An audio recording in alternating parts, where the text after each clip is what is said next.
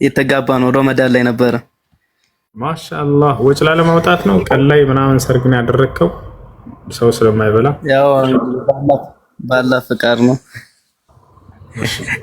አገባችሁ በረመዳን ቀን ላይ አግቡ። ሰርገኞችን ዘመድ አዝማዱ ምናምን ቀን ላይ ጥሯቸው፣ ቤት ጠርታችሁ ዚክር አድርጉ ትላቸዋላችሁ። ምንጣፍ አንጥፋችሁ ደህና ሱና ዚክር አድርጉ።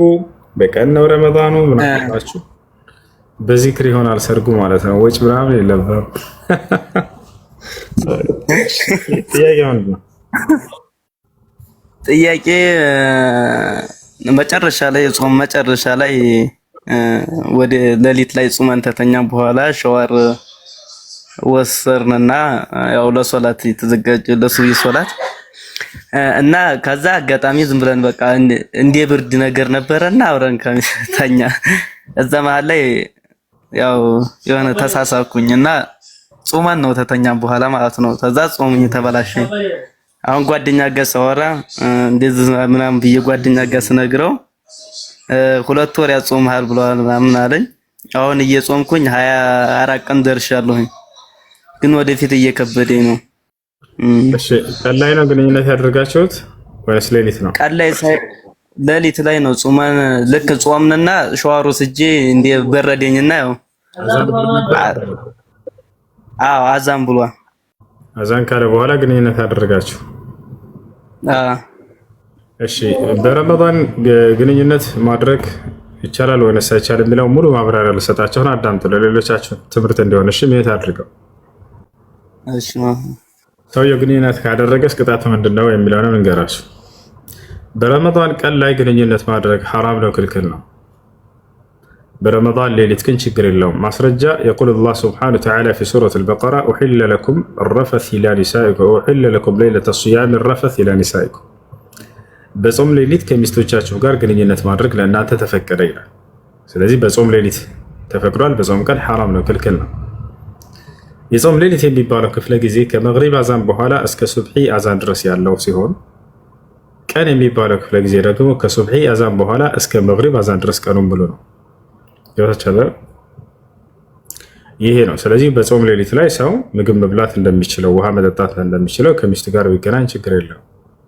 በጾም ቀን ግን አይቻልም። አዛን ከተባለ በኋላ እስከ መግሪብ አዛን ድረስ በፍጹም ግንኙነት ማድረግ አይቻልም፣ ኃጢአት ነው፣ ተከልክሏል። በዚህ ጊዜ ባል ግንኙነት ማድረግ ቢፈልግ ሚስት አይቻልም ሐራም ነው ብላ መከልከል አለባት። በፍጹም ፈቃደኛ ልትሆን አይገባም። በዚሁ አንጻር ሚስትም ግንኙነት ማድረግ ብትፈልግ ባል አይ ሐራም ነው ይሄን አምላክ አላህ ከልክሏል ብሎ ሊያቅባት ይገባል። ገባችኋል? እሺ በዛን ጊዜ ፈቃደኛ ሆነው ሁለቱም ግንኙነት ካደረጉስ ቅጣቱ ምንድን ነው? ሁለቱም ፈቃደኛ ሆነው ግንኙነት ቢያደርጉ 3 ነገር ይጠበቅባቸዋል። አንደኛ ኃጢአትን አድርገዋልና በጾም ቀን ግንኙነት በማድረጋቸው ተውበት ማድረግ ግድ ነው። ተውበት ንስሐ ማለት ነው። ኃጢአትን ያደረገ ሰው ንስሐ ማድረግ አለበት። አላህ ሱብሓነሁ ወተዓላ በቁርአን ላይ ሲናገር ወቱቡ ኢለላሂ ጀሚዐን አዩሀል ሙእሚኑነ ለዐለኩም ቱፍሊሑን ይላል። እናንተ ምዕመናኖች ሆይ ሁላችሁም ወደ አላህ ሱብሓነሁ ወተዓላ ወደ እኔ ንስሐ አድርጉ ከኃጢአታችሁ ይማርላችሁ ዘንድ እያለ አላህ ሱብሓነሁ ወተዓላ ይናገራል። ትድኑ ዘንድ ንስሐ አድርጉ እያለ ይናገራል። ስለዚህ አንደኛ የመጀመሪያው ምንድነው? በጾም ቀን ግንኙነት ማድረግ የተከለከለ ሆኖ ሳለ በዚያ ቀን ይሄን ኃጢአት በማድረጉ ተውበት ማድረግ አለባቸው። ሁለተኛ የዚያች ቀን ቀባ ማውጣት አለባቸው። አንዷ ቀን ተበላሽታለችና ከዛች አላል ጾምን ከሚያበላሹ ነገራቶች መካከል በጾም ቀን ግንኙነት ማድረግ ነውና ያ አንዱ ቀን ተበላሽቷል። ስለዚህ አንድ ቀን ቀባ ማውጣት ግድ ይላቸዋል። ሶስተኛ ከፋራ አለባቸው። ቅጣት አለ። ከፋራው ምንድነው? ያለምንም ማቋረጥ ለ2 ወር ያክል መጾም። ይሄን የማይችሉ ከሆኑስ ለ60 ድሃዎች መመገብ። ማስረጃ جاء رجل إلى النبي صلى الله عليه وسلم وقال يا رسول الله هلكت فقال له النبي صلى الله عليه وسلم ماذا أهلكك؟ فقال الرجل وقعت على امرأتي في نهار رمضان فقال له النبي صلى الله عليه وسلم هل تستطيع أن تصوم شهرين متتابعين؟ فقال لا. فقال له النبي صلى الله عليه وسلم هل تستطيع أن تعتق رقبة؟ فقال لا. فقال له النبي صلى الله عليه وسلم هل تستطيع أن تطعم 60 مسكينا؟ فقال لا. فدخل النبي صلى الله عليه وسلم إلى بيته وجاء بتمر فقال له أين السائل؟ فقال أنا. فقال له النبي صلى الله عليه وسلم تعال ادن مني وخذ هذا التمر وتصدق به على فقراء بلدك. فقال الرجل يا رسول الله ليس في تلك البلاد أفقر مني. فضحك النبي صلى الله عليه وسلم فقال لهم تصدق به على أهلك. በነቢያችን ሰለላሁ ዐለይሂ ወሰለም ጊዜ እርሳቸው ቁጭ ብለው ቤታቸው በር እያስተማሩ እያለ ትውልድን የሆነ ሰው መጣና ድምፁን ከፍ አድርጎ ያ ረሱላላህ ሀለክቱ አላቸው። አንቱ የአላህ መልእክተኛ ሆይ ጠፋሁኝ አላቸው። ያ ማለት ጥፋት ላይ ወደኩኝ እያላቸው ነቢ ሰለላሁ ዐለይሂ ወሰለም ወዲያው መልስ ሰጡት። ማዛ አህለከ አሉት። ምን አጠፋህ? ምን ጥፋት ላይ ወደክ አሉት። እርሳቸው ለዚህ ትውልድ ልክ እንደ አባት ናቸው። ሐዲስ ላይ ሲናገሩ አነ ለኩም ሚስለል ዋሊድ ወዐሊሙኩም አምረ ዲኒኩም አሉ ነቢያችን ሰለላሁ ዐለይሂ ወሰለም። እኔ ለእናንተ ልክ እንደ አባታችሁ ነኝ፣ ስለ ሃይማኖታችሁም አስተምራችኋለሁ ብሎ ተናገሩ። ጠፋሁ ሲላቸው ጊዜ ነቢ ሰለላሁ ዐለይሂ ወሰለም ምን አጠፋህ አሉት። ምን ጥፋት ላይ ወደክ አሉት። ሰውየው ምን አለ? ወቀዕቱ ዐለ እምረአቲ ፊ ነህሪ ረመዳን አላቸው። ተመልከቱ፣ ሚስቴ ጋር ግንኙነት አደረግኩ የሚለውን ቃል አልተጠቀመም። የሰሃቦች አራዳነት በጾም ቀን በሚስቴ ላይ ወደቅኩኝ ብሎ ይሄን ቃል ተጠቀመ። ነቢ ሰለላሁ ዐለይሂ ወሰለም ገብቷቸዋል። ምንድነው መውደቅ ልጅ አላሉት። ወዳ ገብቷቸዋልና ቅጣቱን ነገሩት። ሀል ተስተጢዕ አን ተሱመ ሸህረይን ሙተታቢዐይን ያሉት፣ 2 ወር በተከታታይ መጾም ትችላለህ አሉት። ፈቃለ ላ አልችልም አለ። ሰውዬው ከወጣትነት ያለፈ ነው። ሀል ተስተጢዕ አን ተዕቲቀ ረቀባ አሉት ነቢ ሰለላሁ ዐለይሂ ወሰለም። ሴት ባሪያን ከባርነት ቀንበር ነፃ ማውጣት ትችላለህ አሉት። ሁለተኛ ቅጣት ይሄ ነው። የባርነት ስርዓትን ድምጥማጡን ሊያጠፋ ነው የመጣው የነቢ ሰለላሁ ዐለይሂ ወሰለም አስተምህሮ። በእያንዳንዱ ቅጣት ላይ በርካታ ቅጣት ላይ ሄዳችሁ ብታዩ ሴት ባሪያን ከባርነት ነፃ አውጡ የሚል ቅጣት አለ። ባሪያ ሆና ሴት ልጅ እንዳትኖር ዘንድ ንግስት ሆና እንድትኖር ዘንድ ይፈልጋልና ኢስላም በርካታ ቦታዎች ላይ ይሄን ያደረገ ሴት ባሪያን ከባርነት ቀንበር ነፃ ያወጣ ገብታችኋል። ከዛ ይሄ ሰው ገንዘብ የለው ነበር፣ ደሃ ነው። አይ አንቱ የአላህ መልክተኛ የለኝም ምን ያላቸው። ከዚያ በኋላ ምን አሉት? ሀል ተስተጢዕ አን ቱጥዕመ 60 ምስኪናን ለ60 ድሃዎችስ መመገብ ትችላለህ ያሉት። ሶስተኛው ይሄ ነው። ፈቃለ ላ ይሄንንም አልችልም ደሃ ነኝ የለውም እኔ ነው። ነቢያችን ሰለላሁ ዐለይሂ ወሰለም አሁን ቁርአን ላይ የተገለጹበት ባህሪያቸው ሊስተዋል ነው። ምን ተብለው ተገልጸዋል? ወዩዘኪሂም ትውልዱንም ከኃጢአታቸው ያነጻቸዋል ሙሐመድ ተብሎ ተገልጿል። ሰለላሁ ዐለይሂ ወሰለም ትውልዱን ከኃጢአት የሚያነጻ ተብሎ ተገልጸዋል። ኢብራሂምና ኢስማኤል ካዕባን በሰሩ ጊዜ አብርሃምና ኢስማኤል በመካ ምድር ላይ ምን ብለው ጸልየው ነበር? ረበና ወበዐት ፊህም ረሱላን ሚንሁም የትሉ ዐለይሂም አያቲክ ወዩዘኪሂም ወዩዐልሙሁሙል ኪታበ ወልሒክማ። ረበና ወበዐት ፊህም ረሱላን ሚንሁም የትሉ ዐለይሂም አያቲክ ወዩዐልሙሁሙል ኪታበ ወልሒክማ ወዩዘኪሂም ኢነከ አንተል ዐዚዙል ሐኪም። ከኃጢአት የሚያነጻቸውን ነቢይ ከዚች ሀገር ለትውልድ አስነሳ ብለው ኢብራሂምና ኢስማኤል ለምነው ነበር። አብርሃምና ኢስማኤል ትውልዱን ከኃጢአት የሚያነጻ ነቢይ ያስነሳ ከዚች ምድር ላይ ብለው ላክ ብለው ለምነውት ነበር። ለዚህ ነቢ ሰለላሁ ዐለይሂ ወሰለም ምን አሉ? ሐዲስ ላይ አነ ዳዕወተ ቢኢብራሂም ወቢሻረተ አኺ ዒሳ አሉ። እኔ የአባቴ የአብርሃም የጸሎት ውጤትና የወንድሜ የክርስቶስ የመሲሁ የብስራት ውጤት ነኝ አሉ። ያ ማለት አብርሃም ዱዓ አድርጓል በመካ ምድር ላይ ነቢይ ያስነሳ ከዚች ሀገር ብሎ፣ መሲሁ ደግሞ በእስራኤል ምድር ላይ ያስተማረ ከእኔ በኋላ ለትውልድ የሚላክ አንድ መልእክተኛና ነቢይ አለ ብሎ ብስራትን ሰጥተዋል። ነቢ ሰለላሁ ዐለይሂ ወሰለም ምን አሉ? እኔ የአባቴ የአብርሃም የጸሎት ውጤት የወንድሜ የመሲሁ ብስራትም ነኝ ብለው ተናግረዋል። እሺ አሁን ምን አደረጉ ነቢ ሰለላሁ ዐለይሂ ወሰለም? ይሄ ሰው ኃጢአት አለበት አይደለ? ሶስቱንም ቅጣት ማድረግ አልቻለም። ነቢያችን ሰለላሁ ዐለይሂ ወሰለም ሊያግዙት ነው፣ ከኃጢአቱ እንዲነጻ ሊያደርጉት ነው። ወደ ቤታቸው ቀጥታ ገቡ። ትውልድ እየተማረ ነው። እዚህ በጣም ብዙ ህዝብ ላይ ያለው ከፊታቸው ሰሃቦች ጥለዋቸው ገቡ። የሰውየው ኃጢአተኛ መሆን አሳስቧቸዋል። ከኃጢአት እንዲነጻ ሊያደርጉት ነው። ወደ ቤት ገቡና ነቢያችን ሰለላሁ ዐለይሂ ወሰለም ቤታቸው ውስጥ ምግብ ፈለጉ። ነገር ግን ቤት ውስጥ ምንም የላቸው ነበር። ነገር ግን በዘንቢል የተቀመጠ አንድ ቴምር አለ፣ በጣም ብዙ ቴምር። በተከበረ እጃቸው አነሱና እርሱን ነቢ ሰለላሁ ዐለይሂ ወሰለም በተከበረ ትከሻቸው ላይ ተሸክመው ወጡ። ህዝብ ሁሉ ከፊት ተቀምጦ እሳቸውን እየጠበቀ ነው፣ እየተማረ ነበር። ያን ተሸክመው ወጡና ከቤታቸው አይነ ሳኢል አሉ፣ ጥያቄው የት አለ? አሁን የጠየቀኝ ሰው አለ። فقال انا يا رسول الله ከሰው ሁሉ መካከል ወጣና እኔ ነኝ አንተ የአላህ መልእክተኛ አላቸው። تعالوا ادن مني አሉት። ና ቀረበ ወደኔ አሉት። ቀረበ ወደ እርሳቸው። ከዚያ በኋላ ነብያችን ሰለላሁ ዐለይሂ ወሰለም ምን አሉት?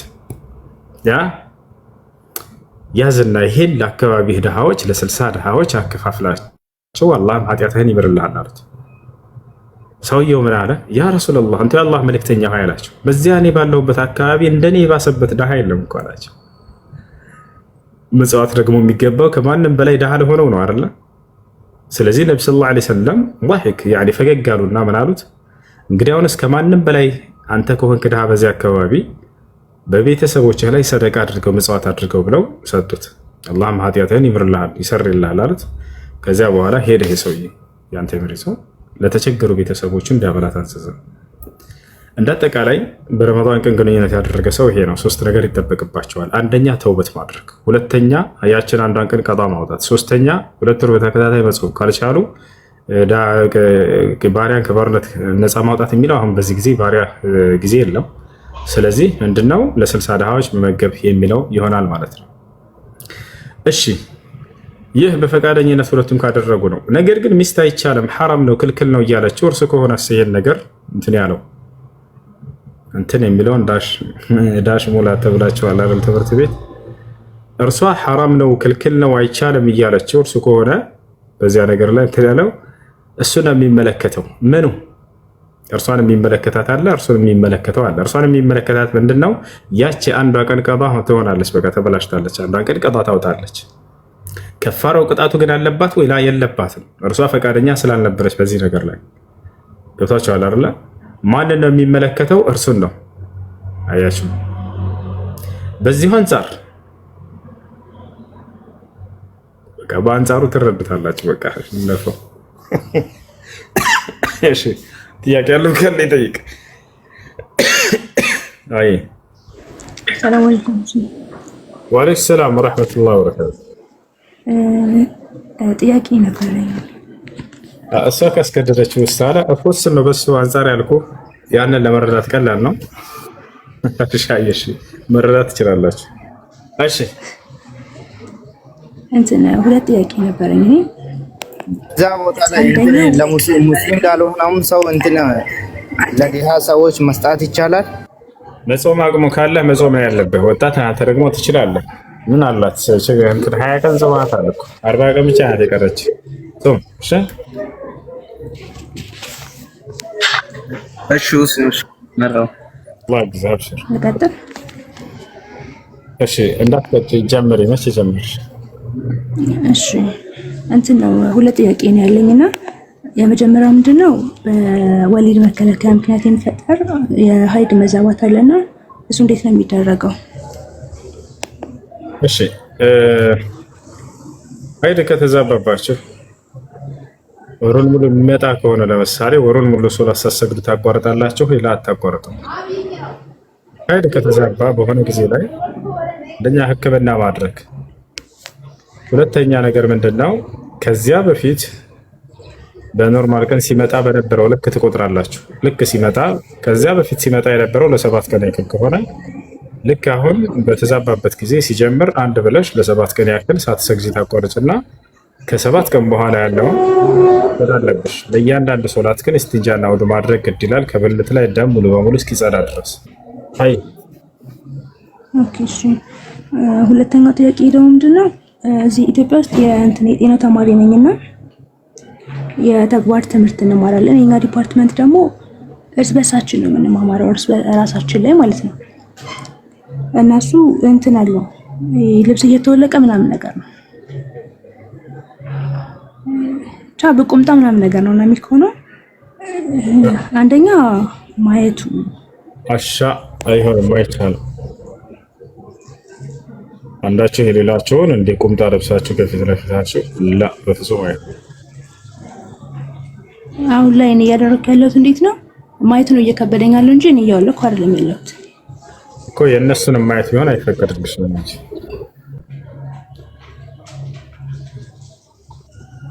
አይ እሺ ጀዛኩም الله خير። ሰላም አለይኩም። ወአለይኩም ሰላም ወራህመቱላህ። እንዴት ነህ? ተሻለ ወይ? አይንህን ተስፋ አደርጋለሁ የተሻለ እንደሆነ። ደህና ነኝ ወላሂ አልሐምዱሊላህ። ማሻአላህ አላህ ጨርሶ ይማርህ። አሚን ሹክራን። ጥያቄ ነበረኝና ጥያቄ ህልምን በተመለከተ ህልም እንዴት ነው የሚታየው? ለምሳሌ ህልም ማየት ወይንም ደግሞ ማስፈታት ከተቻለ ማንን ነው የምናስፈታው? ካስፈታንስ ያ ሰው ከፈታው ህልሙ ምን ያህል ይታመንበታል? እኔ በበኩሌ በህልም ብዙም አላምንም፣ ግን አሉ አንዳንድ ሰዎች አያለው ህልም አይቻለሁ እንደዚህ ነው ሄጄ ያስፈታለሁ ምናምን ነገር ይላሉና ስለዚህ ትንሽ ብታብራራልን። ማነውስ የሚፈታው? ምን ያህልስ ነው የሚታመነው በህልም? አላህ ይስጥልኝ። መርሐባ። እሺ ህልም ሁለት አይነት ነው። አንድ ክፉ ህልም አለ፣ ሁለት መልካም ህልም አለ። ክፉ ህልሞች ከሰይጣን ይሆናሉ። ለምሳሌ አንድ ሰው በህልሙ ግብረ ስጋ ግንኙነት ሲያደርግ ማየቱ ይህ ከአላህ አይደለም። ክፉ ነገራቶች ከሰይጣን ናቸው። መልካም ህልሞችን የሚያይ ሰው አለ ደግሞ። ያ መልካም ህልም ደግሞ هذا الحلم جزء من النبوة كما قال النبي صلى الله عليه وسلم አምላክ አላህ ሱብሓነሁ ወተዓላ ለነቢያቶች መለኮታዊ ራእይ ከሚገልጥበት ግልጠተ መለኮት መንገድ አንደኛው ህልም ነበር። ኢብራሂም ዓለይሂ ሰላም ልጁን እረድ የሚል ትእዛዝ የመጣለት በህልም ራእይ ነው። فلما بلغ معه السعي قال يا بني إني أرى في المنام أني أذبحك فانظر ماذا ترى ይላል። ልጄ ሆይ እኔ በህልሜ አንተን ሳርዳህ አይቻለሁኝ ምን ትላለህ አለው። ልጁም ምን አለ? ቃለ ያ አበቲ ፍዐል ማ ቱእመር፣ አባዬ ሆይ ያየኸውን ህልም ሳይሆን የታዘዝከውን ትእዛዝ ፈጽም አለው። አያችሁ፣ የነቢያቶች ህልም ከአምላክ ዘንድ የሚሆን ግልጠተ መለኮት ነው። ታዘህ ነውና ፈጽም በእኔ ላይ እኔን ከማረድ ወደኋላ እንዳትላለው ልጅ። ስለዚህ ህልም ለነቢያቶች ከተሰጠ ግልጠተ መለኮት መንገድ አንደኛው ነው ብለው ነብዩ ሰለላሁ ዐለይሂ ወሰለም ተናግረዋል። እና አንድ ሰው መልካምን ህልም ባየ ጊዜ ወይም ደግሞ ክፉ ህልም ሊሆን ይችላል። እንዲህ አጸያፊ ህልሞች ምናምን ሰይጣናዊ ሳይሆኑ በህይወት ላይ ሊሆን የሚችል ያንን እንዲህ አይነት ህልሞችን ባየ ጊዜ ማስፈታት ይችላል ወይ? አዎ፣ የእውቀት ባለቤቶችንና ልምዶ ያላቸው ሰው ያስፈታል። ያ የተፈታው ነገር ግን እንደው ይሆናል ወይ ሰውየው በፈታው መንገድ የሚለውን መጨረሻ ላይ የጠየቅከው አላህ አይደለም። አላህ ነው እርሱን የሚያውቀው። ለዚያም ነው እርግጠኛ ሆኜ የምናገረው ነገር ስላልሆነ ፍታልኝ በሚሉ ጊዜ አንዳንድ ሰዎች እኔ መፍታት የማልፈልገው የህልም የወደፊትን ነው ወይ እንዲህ ልትሆን ትችላለህ ወይ እንዲህ ሆነሃል ማለት ነው ተብሎ የሚነገር ነገር ነው። ይህ ደግሞ በአላህ ሱብሓነሁ ወተዓላ ዘንድ ያለ ነገር ነው። ያንን ሰውየው ህልሙን መሰረት አድርጎ ሀሳብ የመስጠት ነገር እንጂ ህልም ፈቾች ያ ነገር በእርግጠኝነት ይሆናል ማለት አይደለም እነሱ የፈቱት። እሺ ይህን ይመስላል። ማሻአላህ እሱ ደስ ብሎኛል። አላህ ይውደድህ።